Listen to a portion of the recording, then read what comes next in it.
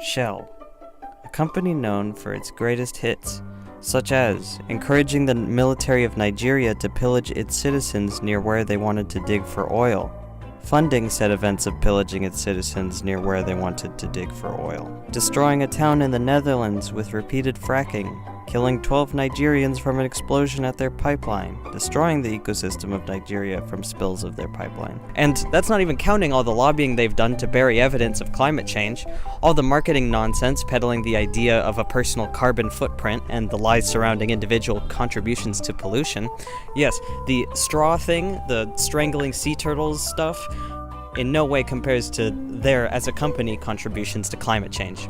You may know them for funding research on climate change, but as soon as the research shows that, yes, it is still in fact a thing, they covered it up and spread denialist propaganda. No matter how you spin it, Shell has been cranking out big hits for decades now, which is why I'd like to take a moment to honor Shell in not only their colorful history, but also their very in-depth security systems.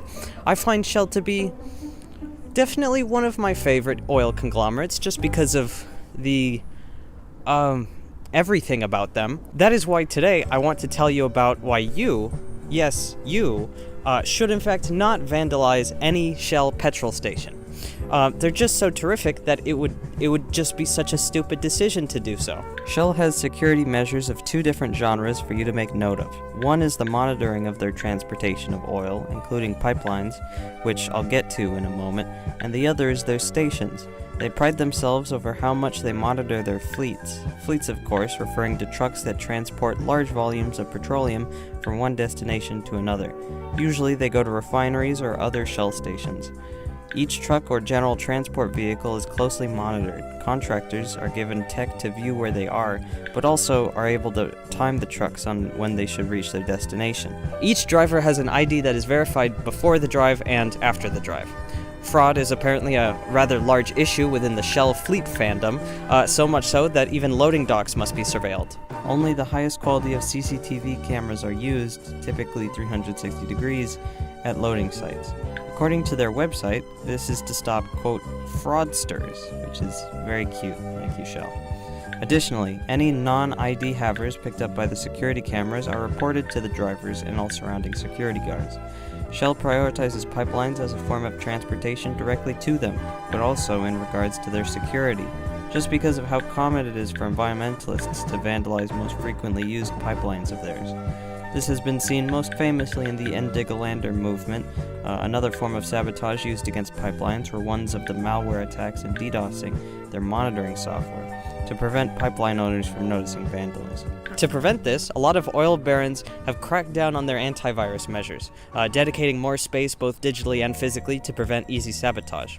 Pipelines in general are pretty much untouchable without getting caught on some sort of record. Pipelines are monitored not only in the quantity and weight of the oil they transport, but also have several 360-degree view cameras on them at all times. The surveillance they maintain of their pipelines is referred to as SIP, SOP, SAP, which is a very funny thing to call for what it actually is. Basically, security in the pipeline, security of the pipeline, and security around the pipeline. Essentially, mix the tracking Shell has on its fleets with the surveillance it has on actual gas stations, which I will get to in a moment. Pipelines are also famously easy to leak. The amount of ecosystems and lives ruined by oil pipelines leaking is, well, it's not a small number. Pipeline leakages, more importantly, cost Shell a lot of money, which is why there's such a horrible thing that should never happen, because Shell deserves all of the milk that each one of their babies produces. That's just such a gross line. The real crackdowns happen at the stations themselves. Gas stations are, as a whole, no stranger to break-ins, robberies, muggings, loiterings, petty theft, and any other crime you can think of. If you've ever been to a gas station at night, you know how it generally feels. It's not great to be there. This is where their security precautions come in. It differs from state to state, with higher security for higher local crime rates, but if you're curious about your own local crime rate, you can check crimegrade.org. It has a cute little map for you to use. Specifically their property crime option, but overall crime works as well. The highest measures taken, I'd say, would be that of Northern Philadelphia's Carco station, in which the owner employed a security guard decked out with full Kevlar and an actual AR-15, to watch over the premises. On top of that, the station had 4 360-degree cameras stationed at every corner, inside and out. Any potential blind spots of the cameras were covered by the actual cop that they had patrolling the gas station. Oh my god. Why did they do that? Every inch is surveilled, and this is safe to assume is customary. I mean, it's no, like, bank-level security, but it's monitored rigorously nonetheless. How it works is that their 360-degree cameras are watched over by some dude who, as soon as he sees some suspicious activity, will call the cops. Now again, this depends on your local crime rate, how much of a trigger finger the dude behind the camera has. Higher crime means he's more likely to call the cops over some petty theft. Over-policing is its own thing that affects the location's level of surveillance. Additionally, as all of the camera footage is recorded and archived, any crime that they haven't caught in real time is swiftly scrubbed through when a crime is reported at specific times. When scrubbing through the footage, security can spot identifying factors such as tattoos, hair color, eye color, skin tone, and articles of clothing. This is generally why criminals dress in all black, because that reduces the ability to be identified later on. But there are ways around this. Most camera footage you've probably seen looks like this. Low res, very desaturated, very low frame rate, but in high-profile locations for crimes, such as petrol stations, they often get as high as 1080p resolutions from their camera.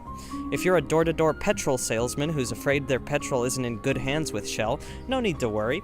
Shell's security measures are some of the strictest and most secure within the oil industry. After all, it kind of has to be. When you have a track record of all those events that some people would call war crimes, you're going to need to build quite the fortress to prevent some kind of anti-fire woke brigade from making a noise at your petrol stations. However, if you're a giddy leftist watching this, thinking up some sort of scheme to vandalize the biggest oil titan on the market, know that I don't endorse you publicly, and that I would instead maybe lightly encourage a polite call to your local representatives. Maybe sway them towards a carbon tax.